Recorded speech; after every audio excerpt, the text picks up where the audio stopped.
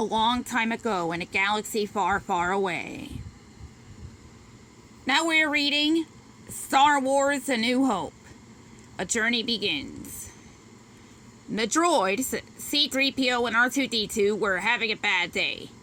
The evil Empire, led by the Sith Lord Darth Sidious and his second-in-command Darth Vader, had taken control of the galaxy. Imperial stormtroopers had attacked the C-3PO and R2-D2 ship, and the droids had only narrowly escaped Vader's clutches. Now they were stranded on the desert planet of Tatooine with no hope of rescue. "I got to rest before I fall apart," C-3PO complained.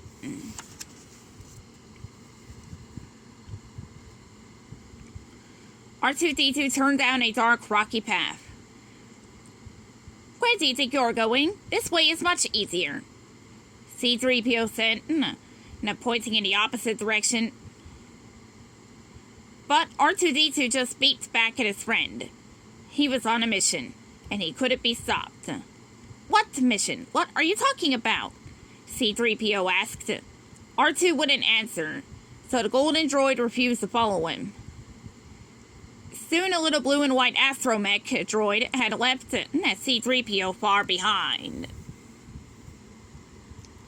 But the rocky path was dangerous, and R2-D2 rolled right into a trap. With an electrified blast, a small Jawa scavenger froze R2-D2. The droid couldn't move.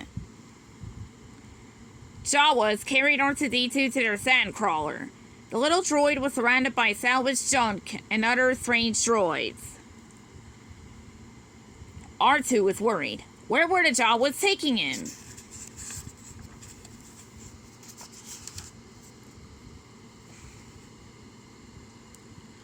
Luckily, R2-D2 wouldn't have to find out alone. The Jawas had captured C-3PO too. The two friends stayed close together as the sandcrawler stopped and the Jawas lined up the droids outside. The droids were going to be sold.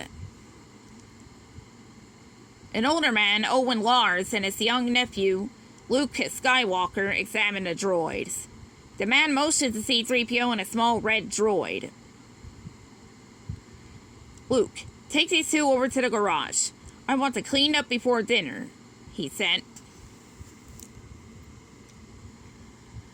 Luke led C-3PO away, and R2-D2 beeped in alarm. He didn't want to be separated from his friend again. Suddenly the red droid started to spark. It was broken. C-3PO convinced Luke to choose R2-D2 instead.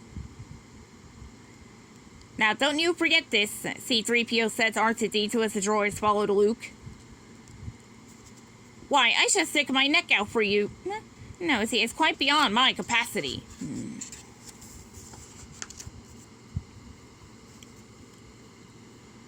As he was cleaning the droids, Luke found something jammed in R2-D2's data card input. He tugged and pulled, and suddenly a small hologram appeared.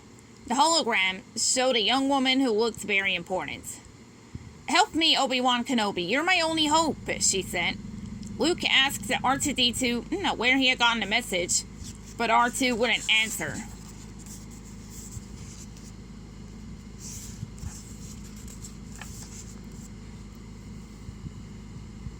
Luke asked his aunt and uncle about Obi-Wan Kenobi at dinner. The only Kenobi Luke knew was Ben Kenobi, an old man who had lived out in the desert near Luke's family for as long as Luke could remember. But Luke's uncle told him to ignore the message. He needed Luke to help him on the farm, not to be thinking about strange messages and planets and people far away. Luke was frustrated. He walked outside and watched as the sun set beyond the desert. He had hoped that R2-D2's message would be the start of an exciting adventure that would take him away from the boring life he had always known. But it looked like he would be stuck on Tatooine forever.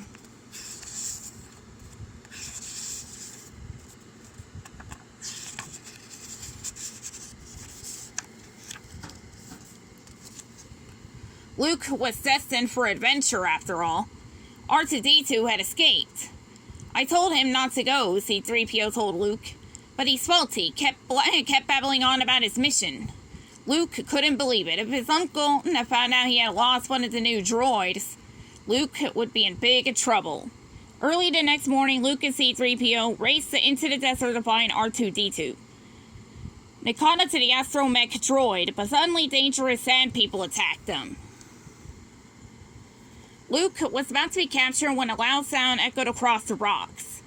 Startled, the sand people looked up to see a strange robed figure quickly approaching. The frightened sand people ran away. R2-D2 whistled in alarm as the figure approached Luke. When the figure lowered its hood, a man's friendly face was revealed. "Hello there," the man said. "Don't be afraid."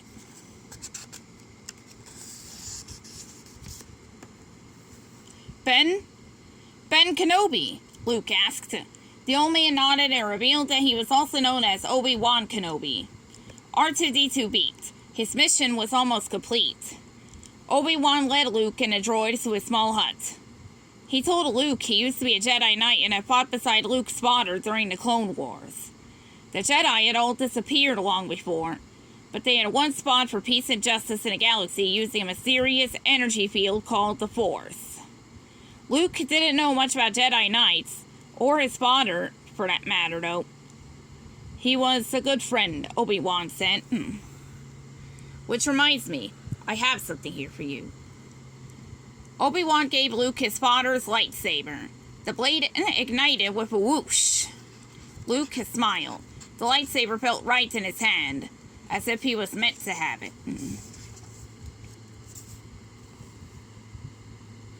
Obi-Wan turned to R2-D2. It was time to find out what the young woman's message was. With a simple push of a button, the hologram reappeared, but this time R2-D2 played the full message.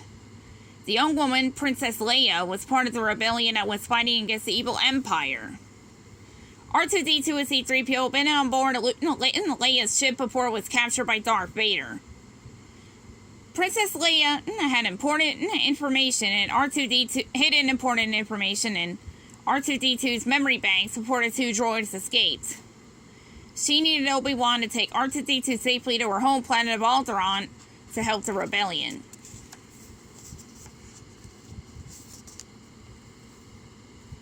Obi-Wan asked Luke to go along with him on this new mission and become a Jedi like his father before him. Luke agreed to help Obi-Wan and R2-D2. He didn't know what was going to happen next, but he knew that his life was about to change forever. The end.